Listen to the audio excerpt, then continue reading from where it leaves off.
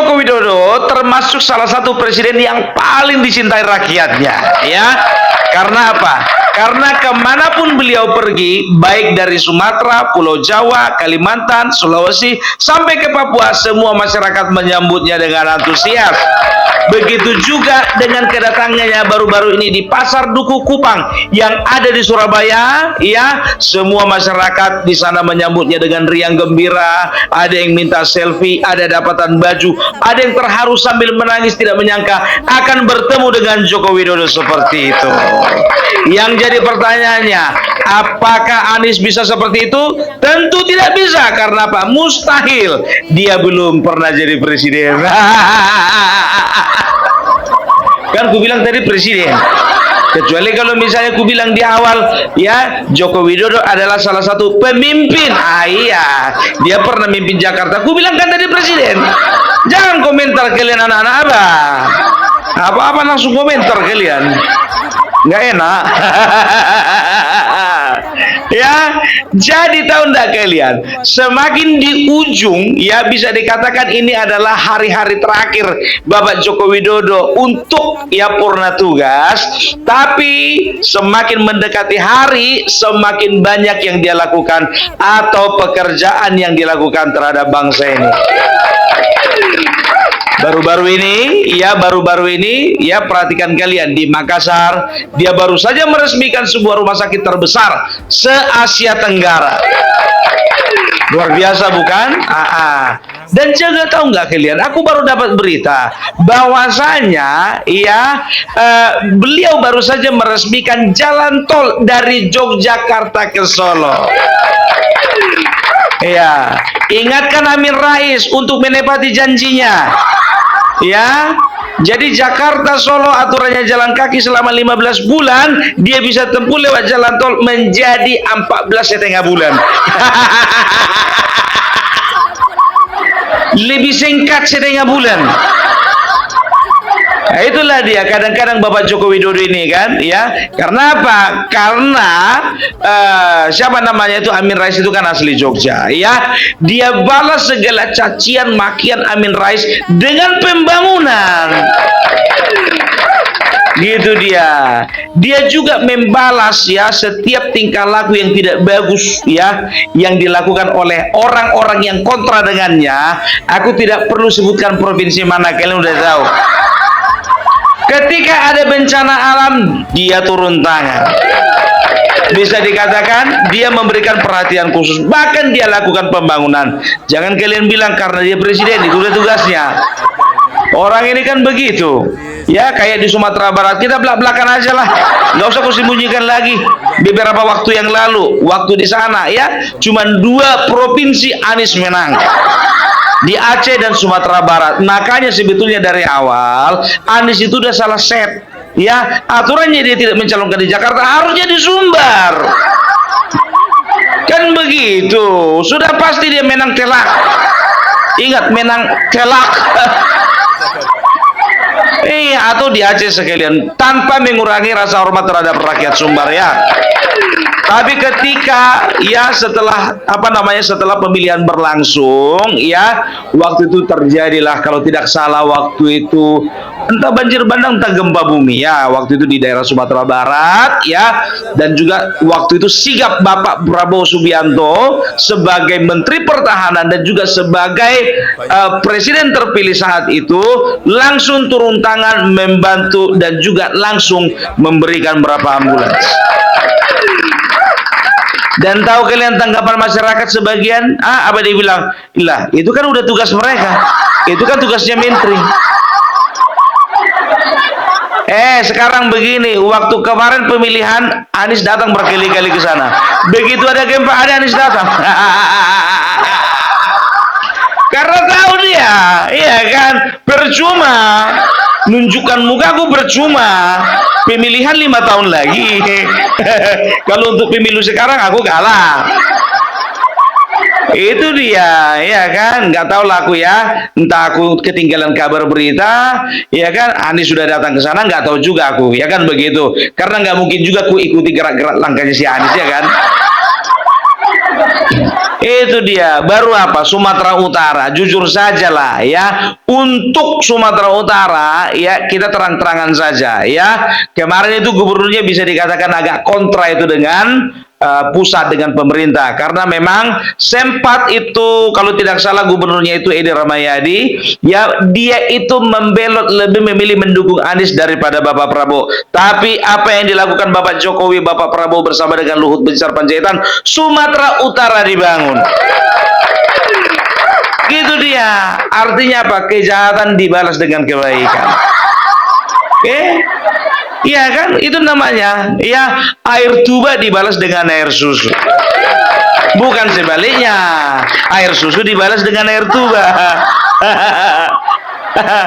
Banyak yang bilang kayak gitu. Apa kau bilang di Opung Parbelak, ini Ramayadi, kau bilang apa namanya, mengkhianat dari Bapak Prabowo. Joko Widodo juga berkhianat dari PDIP katanya gitu kan. Sekarang bro, ya kan, kalau kita telah lagi lebih dalam lagi, malu nanti kau. Joko Widodo itu bukan berkhianat itu sama Jokowi, apa sama PDIP. Bukan, dihianati. Apanya dihianati? Ya, kekuasaannya. Sebagai seorang presiden, sangat besar intervensinya seorang ketua umum. Itu artinya apa?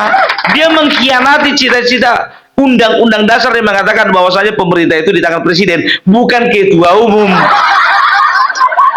Itu dia, ya kan? Akhirnya apa? Nggak sabar dia cabutlah dia. Ya, itu dia, makanya gue bilang, nah, ya kan? Sekarang begini, ya.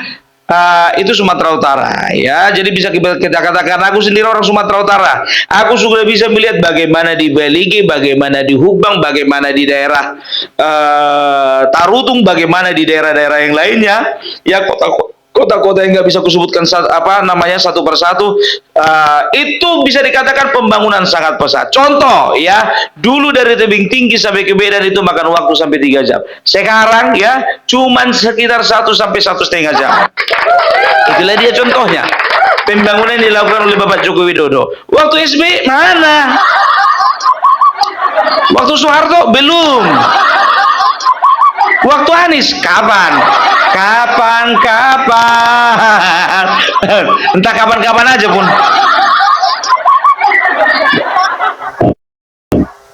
Itu dia, bisa dikatakan ya 2 periode ya, bisa gini-gini.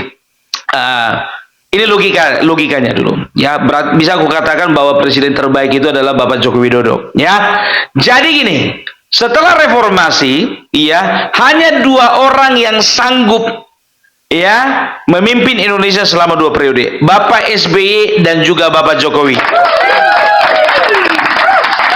Ibu Megawati hanya 3 tahun, 2004 kalah. Anda belum beruntung, 2009 coba lagi, kalah. Anda masih belum beruntung.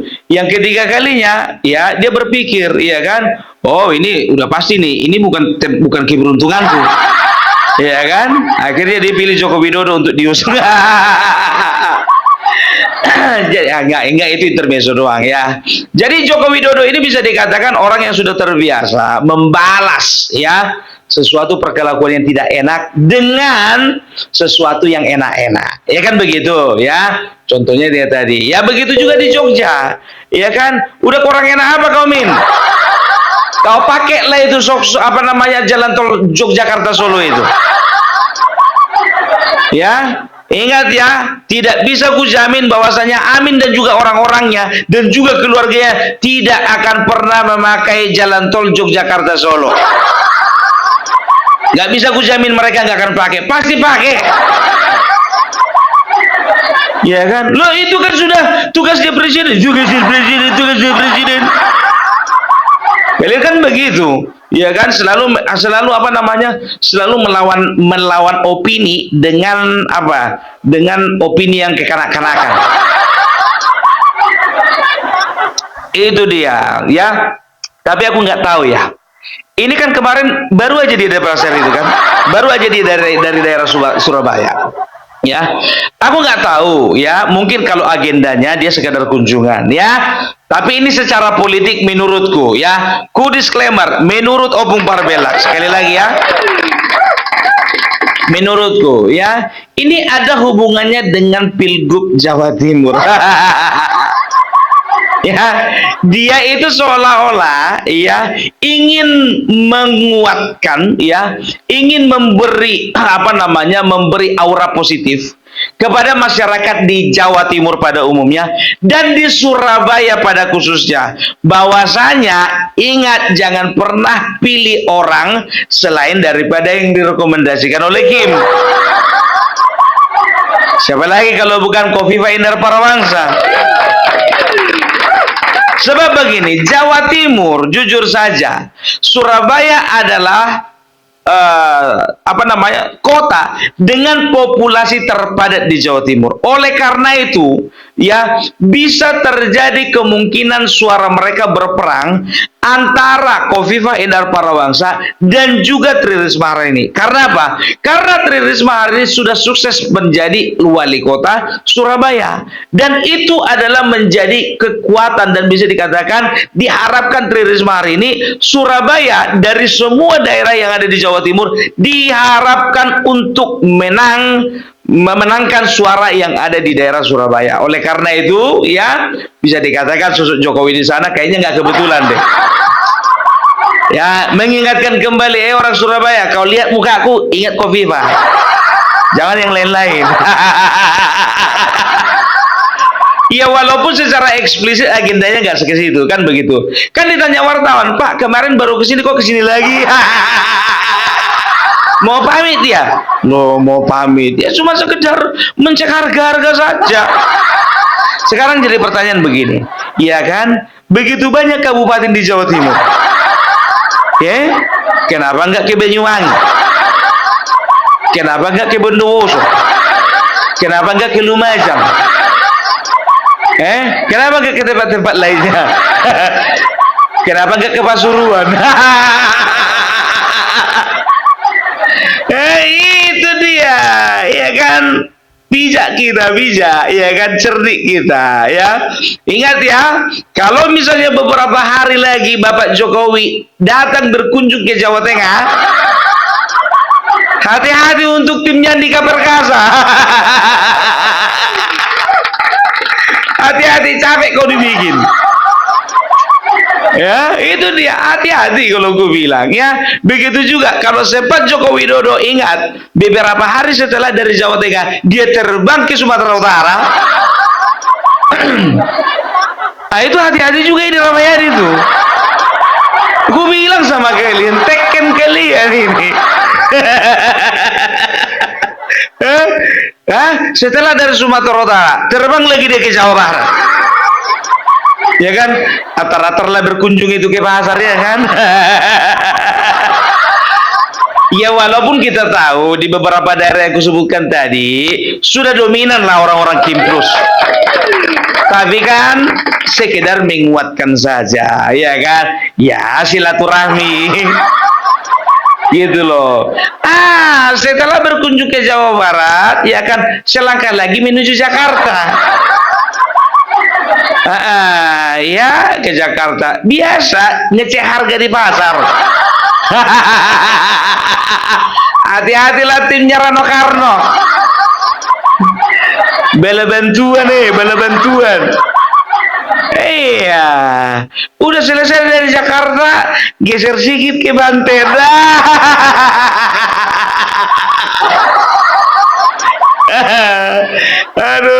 Aduh, selesai tugas. 2 hari lagi ganti presiden. Itu dia. Jadi setiap kunjungan itu ya hanya presiden lah, ya kan. Cuman kan ini kan penilaianku, ingat ya, penilaian Opung Parbela. Terserah kalian mau jeli atau tidak, ya. Jadi tahu ndak kalian kan kalau masuk aja kalian ke akunnya Amin Rais Official, di situ betul-betul sejelek-jeleknya Joko Widodo dan juga keluarganya dijelek-jeleki sama si Amin Rais. Baru itu lo ku tengok, iya kan? Baru itu lo ku tengok ada channel udah jelek menjelek-jelekkan orang. Kalau kita ganteng kita jelek-jelekkan orang, wajar.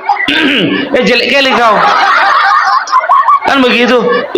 Nggak nyadar kau lebih jelek kan gitu.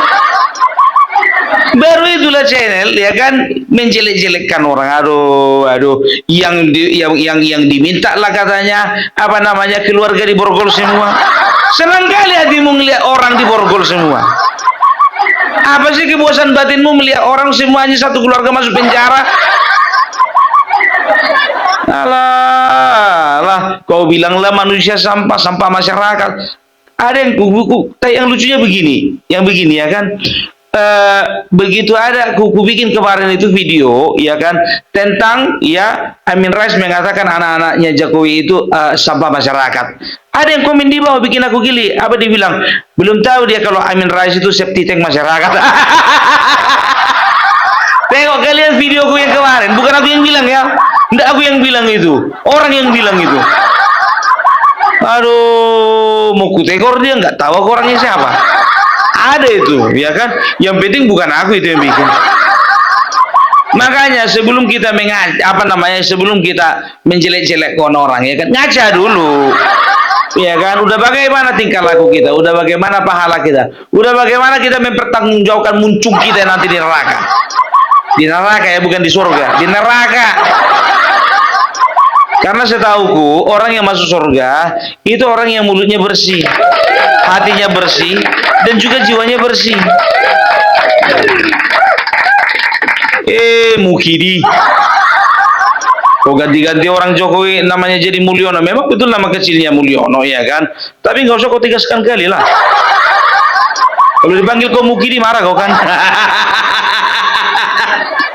Ya, begitu juga yang mengatakan bahwasanya dia imam besar dari sebuah agama tertentu. Dia katakan apa? Kalau bisa cuma Prabowo aja lah dilatih. Kalau si Gibran itu kalau bisa nggak usah dilatih. Kok bisa kayak gitu? Sedangkan kepala desa wakil jajarannya juga pembantunya juga dilantik. Apalagi ini sekelas presiden dan wakil presiden. Enak kali muncul kau itu ngomong. Mana ada contohnya ya kan?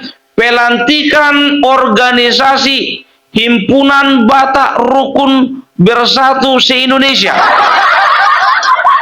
dengan ketua Opung Parpelak Sitorus, wakil ketua Amin Rais Sitanggang. Oleh karena itu ketua umum akan melantik hanya ketua saja. Wakil ketuanya Amin Rais Sitanggang nggak dilantik. Itu dia, mana ada cerita kayak gitu. Yang bagus-bagus aja lah kalau bikin hoax. Itu adalah sesuatu hal yang mustahil. Enak kali kau ngomong kayak gitu. Oleh gara-gara gak sur kau mau kau ganti sama si Anies pula katanya. Anak-anak apa katanya itu kalau bisa Gibran kau usah dilatih si Anies saja katanya. Lebih bagus aku wakilnya kalau kayak gitunya. Itu makanya gue bilang kan orang ini makin lama makin ngaco, makin lama makin ngawur gitu loh ya. Tapi itulah dia uniknya. Tahu kalian masalah jet pribadi kemarin ya kan? Orang berharap bahwasanya Kaisang itu kena mental, iya kan? Oh ini pasti kena mental ini masalah jet pribadi ini. Ya lari entah kemana atau mengurung diri kan begitu. Nggak taunya begitu dicek media sosial, rupanya lagi main bola di sama si Gibran. Main futsal. Lagi happy dia. Padahal yang saya bela teriak-teriak jet pribadi. Tengok dulu masalah Fufu Papa. Lagi uring-uringan orang gitu kan membahas sampai ada lagunya ganyang Fufu Papa sekarang juga. Aku ganti ganyang Firza Husein. Ku ganti itu Fufu Papa jadi Fufu Firza. Iya kan? Ini ndak aja coba ya kan. Kalian kan nggak tahu, mana tahu Gibran begitu kalian keluar-keluar di sana, ya kan? Dia lagi shopping-shopping, lagi belanja online. Sibuk aja kalian, sibuk nggak apa-apa. Dia lagi belanja online itu. Nggak peduli sama omongan kalian. Kau tengok aja bapaknya santai ya. Kayak nggak ada, padahal anaknya ditimpa masalah yang dibuat orang lain. Makanya aku bilang, kalau udah gila orang, gak usah kita ikutan gila ya. Biar aja kaum 16 dan juga kaum 24, biar aja orang itu yang gila. Kita kaum 58 jangan mau ikut-ikutan gila. Gitu dia, ya kan? Karena apa? Zaman sekarang sama dulu beda. Zaman sekarang penyakit gila menular. Penyakit gila menular, biar tahu kalian. Kalau dulu enggak, kalau datang ke kita orang gila kan biarkan aja gitu kan begitu. Kalau sekarang enggak, penyakit gila menular. Makanya nggak usah dekat-dekat sama orang itu. Oke, itulah tips-tips dari Bung Parvella. Jadi apapun kalian ceritakan, kaum 16, kaum 24, Bapak Joko Widodo dan juga anak-anaknya akan tetap berkarya untuk bangsa ini. Aku tahu apa ketakutan-ketakutan kalian, ya kan? Apalagi kaum-kaum intoleran paling benci kalau yang namanya Gibran Rakabuming Raka menjadi wakil presiden. Karena apa? Gibran Rakabuming Raka sudah menjadi tugas dan bagiannya dan juga tanggung jawabnya. Dia akan mencetak SOP ya penanggulangan intoleransi di Indonesia. Ya, akan dibikin SOP-nya biar tahu kalian. Terang aja lah. Pokoknya untuk 5 tahun ke depan, 10 tahun ke depan, 100 tahun ke depan, Indonesia akan aman-aman saja. Yang penting jangan ikut masuk itu yang satu kemarin itu. Asal ada dia demo, asal ada dia rusuh. Iya kan? Iya, makanya gue bilang, oke? Kalau begitu, ya itulah dulu dari Opung Parvella. Semoga kalian terhibur malam ini dan juga semoga kalian juga bisa dibukakan mata najwanya. Mata najwanya, mata hatinya. Lari-lari ke najwa. Gimana itu? Darurat politik, darurat demokrasi. Udahlah, permisi lah aku dulu. Nanti jadi nyampe-nyampe juga nanti kecak lontong lagi ya kan? Oke. Salam Parvella, salam NKRI, harga mati.